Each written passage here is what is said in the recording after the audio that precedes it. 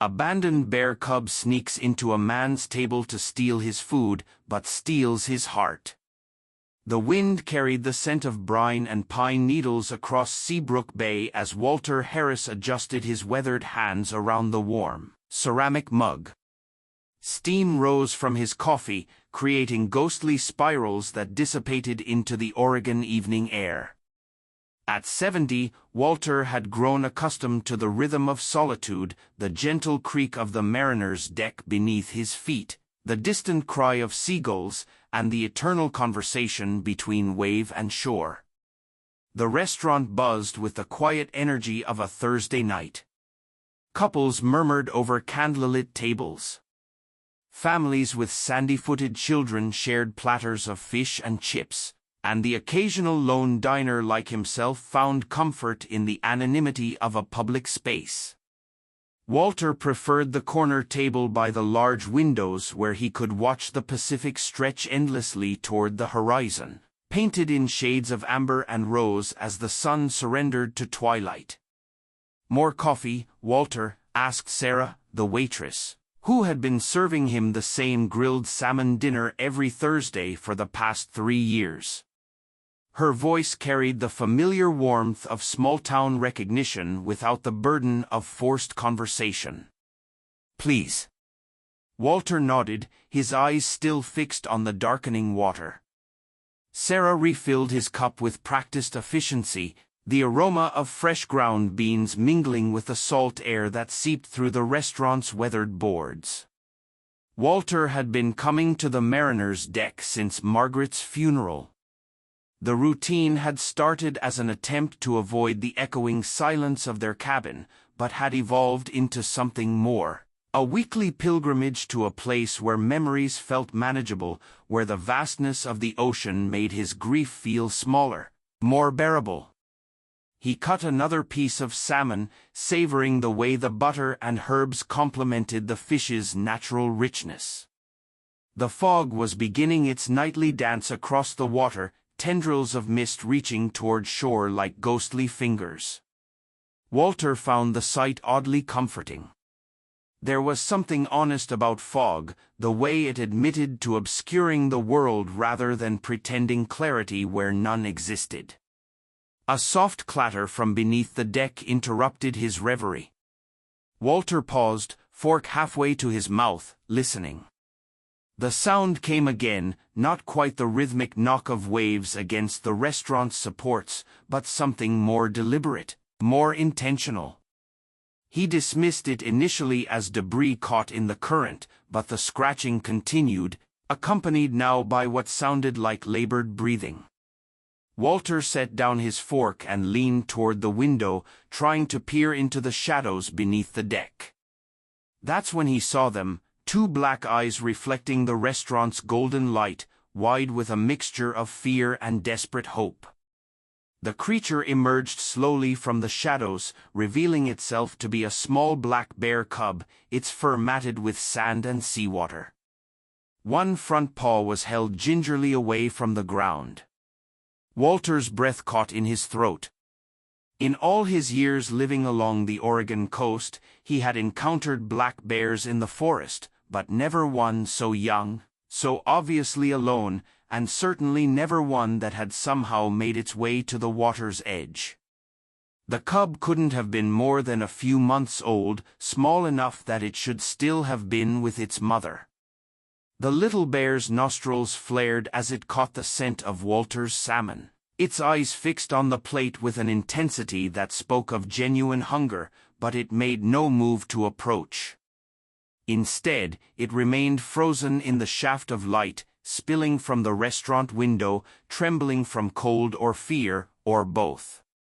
Walter found himself equally still, afraid that any sudden movement might send the cub fleeing into the night. Around him, the restaurant continued its evening rhythm. Other diners, unaware of the small drama unfolding just beyond their view, the cub took a tentative step forward, then immediately retreated. Caught between need and instinct, without fully conscious thought, Walter reached for his plate. The salmon was still warm, glistening with butter and flecked with herbs. He had been looking forward to finishing it.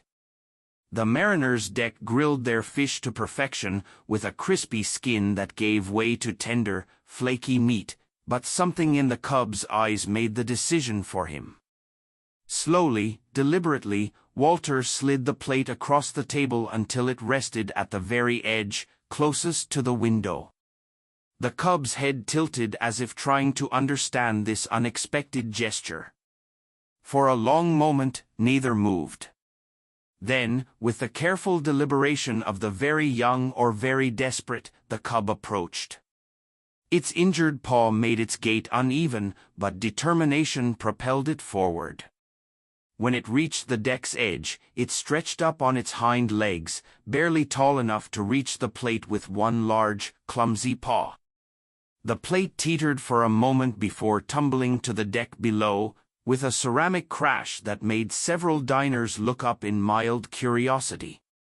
But the cub had what it needed, chunks of perfectly grilled salmon scattered across the weathered planks. It ate with the focus and intensity of the truly hungry, never taking its eyes off Walter, as if afraid this kindness might be revoked at any moment. Walter watched in fascination as the small bear methodically consumed every morsel, even licking the scattered herbs from the wooden deck. When it finished, the cub sat back on its haunches and looked up at Walter with an expression that seemed almost grateful. The fear remained in its posture, the slight crouch, the alert ears, the readiness to flee. But something had shifted between them in the sharing of that meal. "Everything all right over here?" Sarah had approached with the check, her eyes following Walter's gaze to the empty deck below. "Thought I heard something break." "Just clumsy with my plate," Walter said, accepting the bill. "Nothing to worry about." Sarah nodded and moved on.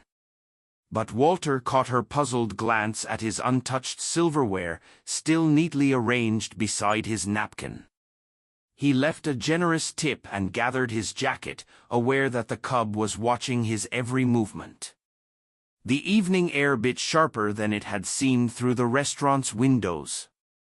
Walter pulled his wool coat tighter and descended the steps to the beach level, where the cub waited in the shadows between two support posts. Up close, the little bear looked even more bedraggled. Its fur was damp and matted with sand, and the injured paw was clearly swollen. "Where's your mama, little one?" Walter asked softly, though he expected no answer. The cub's ears flicked at the sound of his voice, but it didn't retreat. Instead, it watched him with an intensity that felt almost human in its complexity, curiosity mixed with caution, hope tempered by hard-won wisdom about the dangers the world could hold. Walter began the familiar walk back to his cabin, following the winding path that led away from the restaurant and into the pine-studded hills above the bay. He had taken perhaps a dozen steps when he heard the soft padding of feet behind him. A glance over his shoulder confirmed what he had hoped. The cub was following, maintaining a careful distance of about 10 feet.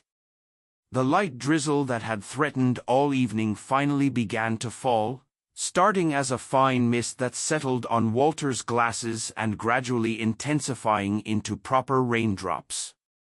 The ocean wind picked up, carrying the sharp scent of salt and the deeper, earthier smell of wet pine needles. Walter could hear the cub's labored breathing behind him, punctuated by the occasional small whimper when it put weight on its injured paw. Halfway up the hill, Walter stopped. The cub immediately froze, watching him warily. Walter could see it shivering now, its small body no match for the coastal Oregon night. Without allowing himself time to second-guess the decision, he shrugged out of his wool coat. The garment was well worn, but still warm from his body heat. Walter spread it on a relatively dry patch of sand beside the path, then stepped back several paces to give the cub space. For a moment, nothing happened. The rain continued to fall, and Walter felt the cold seeping through his sweater. But he waited. The cub approached the coat with the same careful deliberation it had shown at the restaurant. It sniffed the wool thoroughly, head tilting as it processed the unfamiliar scent of human kindness. Then, with a soft exhale that might have been relief, the little bear settled onto the coat, immediately curling into a tight ball. Walter found a nearby piece of driftwood and sat down, ignoring the dampness that immediately soaked through his pants. The cub watched him from its makeshift bed. No longer shivering, but still alert. They remained that way for perhaps 20 minutes, man and bear, regarding each other through the gentle rain, neither moving, both taking the measure of this unexpected connection. Finally, the cub's eyelids began to droop. Its breathing deepened and slowed, though its ears remained pricked for any sign of danger. Walter took this as his cue to stand slowly, careful not to make any sudden movements. He gestured gently toward the path ahead, the same way he might encourage a nervous dog. To his amazement, the cub rose from the coat, shook itself once, and began to follow him again. This time, the distance between them was smaller, perhaps 6 feet instead of 10.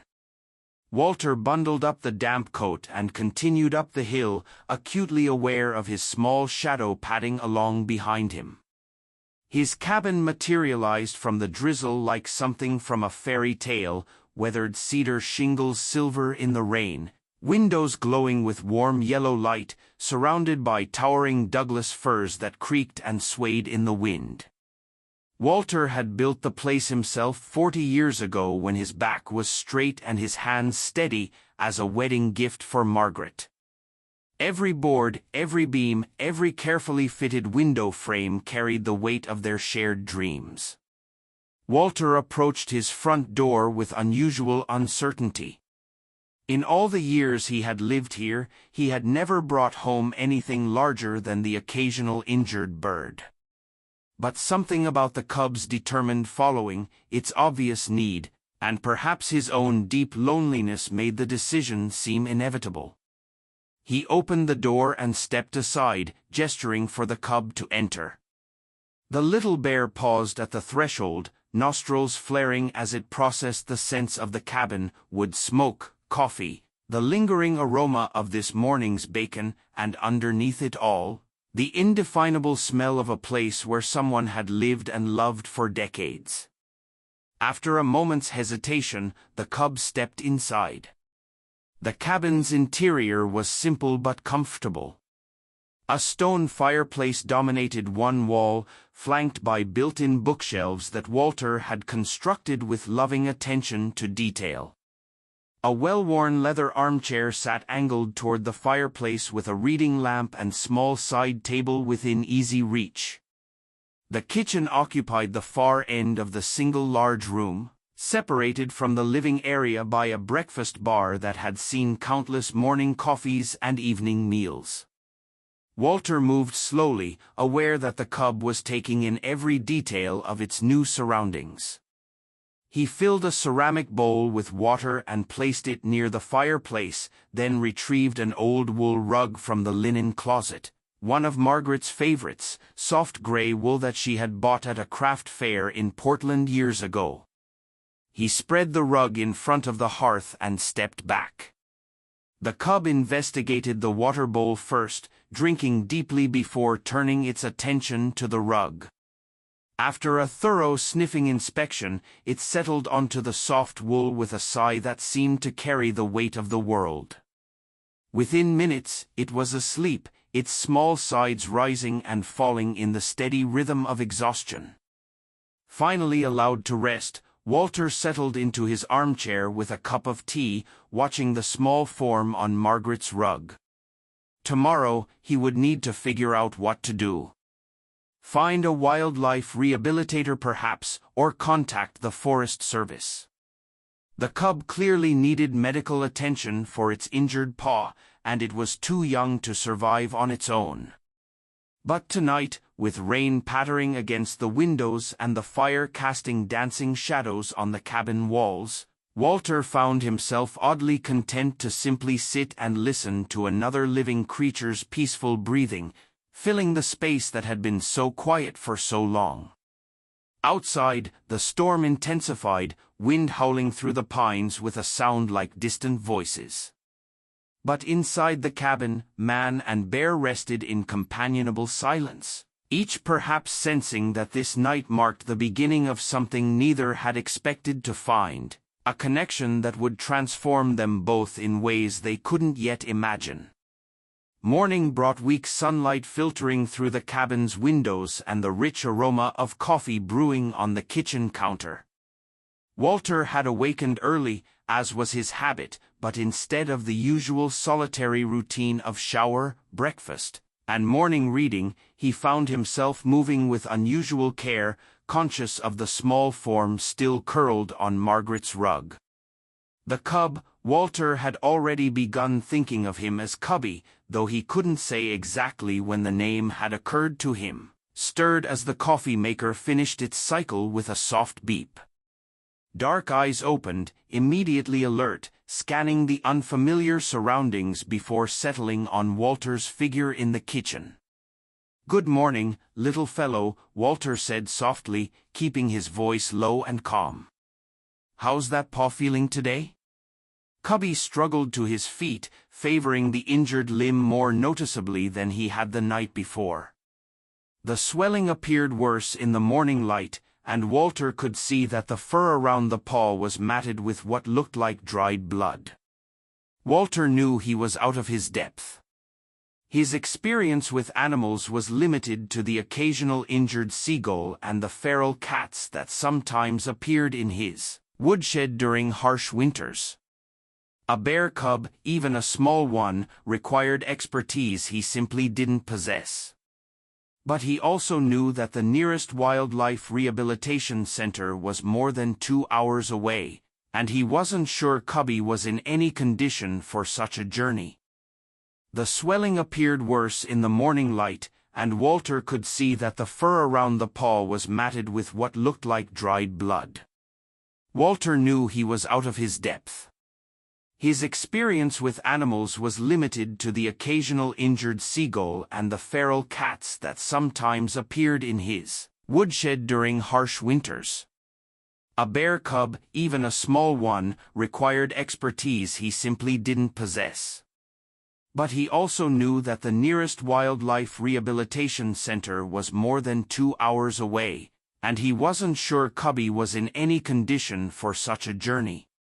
Dr. Lacey Monroe lived just outside town in a small house behind her veterinary clinic.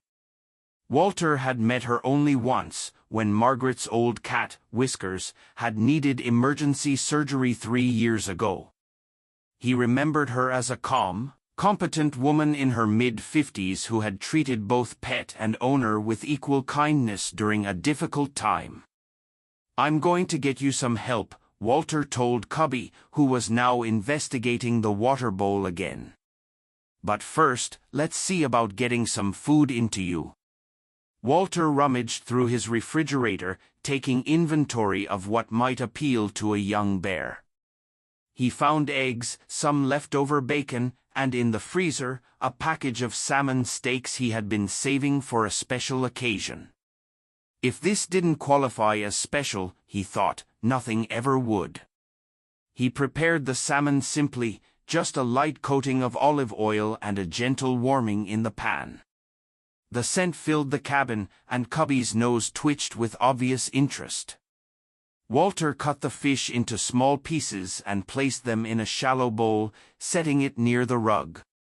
Cubby approached the food cautiously, but his hunger overcame his wariness. He ate steadily, methodically, occasionally looking up at Walter as if to confirm that this generosity was real and not some elaborate trap. While Cubby ate, Walter called the veterinary clinic. Dr. Monroe answered on the second ring, her voice crisp but not unkind. "Dr. Monroe, this is Walter Harris. We met a few years ago when you treated my wife's cat." Of course, Mr. Harris, what can I do for you today? Walter found himself momentarily at a loss for words. How did one explain that they had essentially adopted a wild bear cub overnight? Well, doctor, I have what you might call an unusual situation. I found an injured bear cub, and I'm wondering if you might be able to take a look at him. There was a pause on the other end of the line. A bear cub, Mr. Harris, I have to ask, have you contacted the wildlife authorities? Wild animals, especially bears, can be extremely dangerous, even when they appear harmless. I understand your concern, doctor, but this little fellow is clearly too young to survive on his own, and he's injured. I was hoping you might examine him and advise me on the best course of action. Another pause, then a sigh. Mr. Harris, I have to tell you that treating wild animals without proper permits is technically illegal. However, I also can't ignore an injured animal in need. Can you bring him to the clinic? I'll take a look. But I can't make any promises about what we'll need to do afterward. Thank you, doctor. We'll be there within the hour.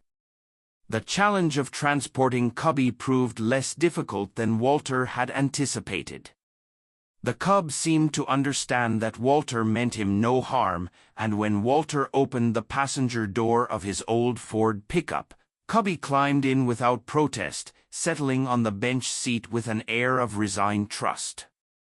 Dr. Monroe's clinic occupied a converted farmhouse on the outskirts of Seabrook Bay, surrounded by pastures where her own horses grazed. She met them at the back entrance, a tall woman with graying brown hair pulled back in a practical ponytail and kind eyes behind wire-rimmed glasses. "My goodness," she breathed, getting her first look at Cubby. "He's so young. Where on earth did you find him?" Walter explained the previous night's encounter while Dr. Monroe examined Cubby with gentle, efficient hands. The cub submitted to her attention with remarkable docility, perhaps sensing her expertise and benevolent intent. "The good news," Dr. Monroe said finally, "is that the injury isn't as serious as it looks. It appears to be an infected puncture wound, possibly from a thorn or a sharp stick. The bad news is that he's severely undernourished and probably hasn't been eating properly for several days." She cleaned the wound with antiseptic, applied antibiotic ointment, and wrapped the paw in a light bandage. Throughout the process, she spoke in low, soothing tones that seemed to calm both patient and owner. "Now, Mr. Harris, we need to discuss what happens next. Legally, I should report this to the wildlife authorities. They would likely take him to a rehabilitation facility with the eventual goal of releasing him back into the wild." Walter felt his chest tighten, and if he can't be released, Dr. Monroe's expression grew somber. "Then, the alternatives aren't pleasant. Mr. Harris, I have to ask, what exactly are you hoping to accomplish here?" Walter looked down at Cubby, who was contentedly licking antibiotic ointment from his paw. "I don't rightly know, doctor. I just know that last night when I saw him outside that restaurant, hungry and hurt and alone, well, I couldn't just walk away." Dr. Monroe studied him for a long moment. "Mr. Harris, what I'm about to say goes against everything I learned in veterinary school and probably violates several state and federal regulations. But in my professional opinion, this cub has imprinted on you. Taking him away now and placing him with strangers could be more traumatic than beneficial." She handed Walter a small tube of antibiotic ointment and a roll of gauze. "Change the bandage every other day. Keep the wound clean and make sure he's eating regularly. I'll give you my home number. Call me if there are any complications." "Doctor, I can't thank you enough." "Don't thank me yet, Mr. Harris. You have no idea what you're getting yourself into." That little fellow is going to grow into a 300-pound bear. Even the most docile bear is still a wild animal with instincts you can't train out of them. Walter nodded solemnly. I understand the risks, Doctor, but for now, he needs help, and I seem to be the only one offering it. The drive home passed in contemplative silence. Cubby curled up on the passenger seat, his injured paw carefully protected by Dr. Monroe's professional bandaging. Walter found himself thinking about Margaret, wondering what she would have made of this unexpected development. She had always had a soft spot for strays, dogs, cats. Even the occasional raccoon that raided their garbage can had received her patient ministration. Back at the cabin, Walter established a routine that would become the foundation of their unlikely friendship. Morning meant fresh salmon or whatever fish he could find at the local market, served in the ceramic bowl that quickly became Cubby's own. Afternoons were for rest and healing, with Cubby often napping on Margaret's rug while Walter read in his armchair. Evenings brought gentle wound care and quiet companionship. Word of Walter and his unusual house guest spread through Seabrook Bay with the inexorable efficiency of small-town gossip. At first, the reaction was one of concern bordering on alarm. Bears, even young ones, represented a very real danger to a community that prided itself on its safety and tranquility. But as days passed and no incidents occurred, curiosity began to replace fear. People started driving by Walter's cabin at unusual hours, hoping to catch a glimpse of the famous bear cub. What they saw confounded their expectations. Instead of a dangerous wild animal, they found a small, gentle creature that spent most of its time either sleeping on the front porch or following Walter around the property like an oversized dog. The first gift appeared on a Tuesday morning, a jar of local honey with a note reading simply, "For Cubby." Walter found it on his doorstep along with a loaf of homemade bread that bore the unmistakable hallmarks of Mrs. Patterson's kitchen. By the end of the week, the offerings had multiplied: canned salmon, fresh berries, even a bag of dog treats that someone had optimistically thought might appeal to a bear's palate. Earl Peterson, the town's elderly carpenter and a man of few words but considerable skill, arrived one Saturday morning with a truck full of lumber and a simple announcement: that cub needs proper shelter. Walter watched in amazement as Earl spent the entire day constructing a miniature wooden house in the corner of the front porch. The structure was a masterpiece of practical craftsmanship, weatherproof, well-ventilated, with a hinged roof for easy cleaning and a small deck where Cubby could sun himself. "This is too generous, Earl," Walter protested as the carpenter packed up his tools. Earl, a man of Walter's generation who understood the weight of loneliness, simply shrugged. "We all need a place to call home," he said, then drove away before Walter could offer payment. Cubby investigated his new house with the thoroughness of a prospective buyer, sniffing every corner and testing the stability of the floor with experimental paws. He seemed to approve of the construction, using it for afternoon naps and shelter during the occasional rainstorm, but every evening found him padding into the cabin to curl up on Margaret's rug, as if understanding that the true warmth lay not in wooden walls, but in companionship. The autumn days grew shorter and cooler, painting the coastal hills in shades of gold and crimson. Cubby's injured paw healed completely, and his appetite seemed bottomless. Walter found himself making daily trips to the fish market, where Bob Chen, the owner, had begun setting aside the finest salmon specifically for Walter's bear. "That little guy's got expensive taste," Bob would joke. But Walter noticed that the prices never seemed to reflect the quality of fish he was taking home. Young Lucas Martinez, a curious 8-year-old who lived down the hill, became Cubby's first official visitor. His initial approach was tentative, encouraged by his mother, but tempered by healthy caution. Cubby, perhaps sensing the boy's nervousness, remained perfectly still, while Lucas extended a trembling hand to touch the soft black fur. "He's so warm," Lucas whispered in wonder, his fear dissolving into delight. "Can I bring him something to eat sometime?" "I think he'd like that very much," Walter replied, watching the careful interaction with a smile that felt rusty from disuse. It had been a long time since the cabin had heard a child's laughter. The first storm of winter arrived in November with a dramatic flair that only the Pacific Northwest could muster.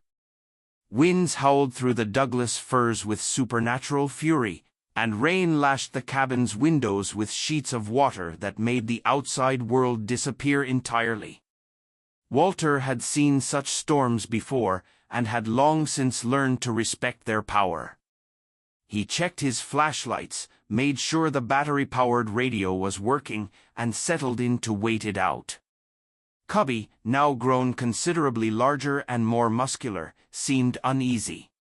He paced the cabin restlessly, occasionally pausing at the windows to peer into the chaos outside. The sound when it came was like the world splitting apart, a tremendous crack followed by a crash that shook the entire cabin. Through the front window, Walter could see that one of the massive pines had fallen across his driveway, its trunk completely blocking the path to the road. "Well, Cubby," Walter said with forced cheerfulness. "Looks like we're camping indoors tonight." But as he spoke, he noticed a disturbing sag in the cabin ceiling near the kitchen. The fallen tree had clipped the roof, and water was beginning to drip through what was obviously a significant breach. Walter grabbed his heavy flashlight and coat, knowing he had to assess the damage before it worsened. The moment he opened the front door, the wind nearly knocked him over. Rain struck his face like cold needles, and the roar of the storm made hearing impossible. Walter struggled toward the side of the cabin where he could see the fallen tree, playing his flashlight beam over the damage. It was worse than he had feared. The tree's massive trunk had not only blocked the driveway, but had also damaged the cabin's eastern wall and torn away part of the roof. Water was pouring through the gap, and Walter could see that the situation would only deteriorate as the storm continued. He turned to retreat into the cabin, but the combination of driving rain and slippery wooden steps proved treacherous. His foot slipped on the wet boards, and he fell hard, his flashlight spinning away into the darkness. Pain shot through his left leg, sharp and immediate. And when he tried to stand, the leg simply wouldn't support his weight. Walter lay on the rain-soaked steps, feeling panic begin to rise in his chest. He was injured, alone, and caught in a storm that showed no signs of abating. The cabin, his sanctuary for 40 years, suddenly felt as distant as the moon. Then he heard a sound that cut through the wind, a deep rumbling growl of concern. Cubby had emerged from the cabin and was padding toward him through the rain, his black fur quickly becoming soaked and matted. "Stay back, boy," Walter called, afraid that the bear might accidentally step on his injured leg. But Cubby ignored the command, approaching with obvious purpose. What happened next would remain etched in Walter's memory for the rest of his life. Cubby, now weighing close to 200 pounds, carefully positioned himself beside Walter's injured form. He lowered his massive head and gently nuzzled Walter's shoulder, then began the delicate process of helping him to his feet, using Cubby's broad back for support. Walter managed to struggle upright, the bear remaining perfectly still throughout the process, bearing Walter's weight without complaint. Together, they made their way back into the cabin, Walter leaning heavily on his unlikely crutch, Cubby moving with careful deliberation to avoid any sudden movements that might cause his human to fall again. Once inside, Cubby positioned himself across the doorway, his large body forming a living barrier against the wind and rain that continued to seep through the damaged doorframe throughout the long night. As the storm raged around them, Cubby maintained his vigil, occasionally lifting his head to check on Walter, but never abandoning his post. Walter dozed fitfully in his armchair, his leg elevated and throbbing, but his heart warm with a gratitude deeper than anything he had felt since Margaret's death. When morning finally came, bringing weak sunlight and the blessed sound of silence where the wind had roared, Walter reached through the door crack to rest his hand on Cubby's rain-dampened fur. "Thank you, buddy," he whispered, his voice thick with emotion. "Thank you." The months that followed brought a rhythm to their days that felt as natural as breathing. Cubby continued to grow, his playful cub energy evolving into the more measured dignity of adolescence.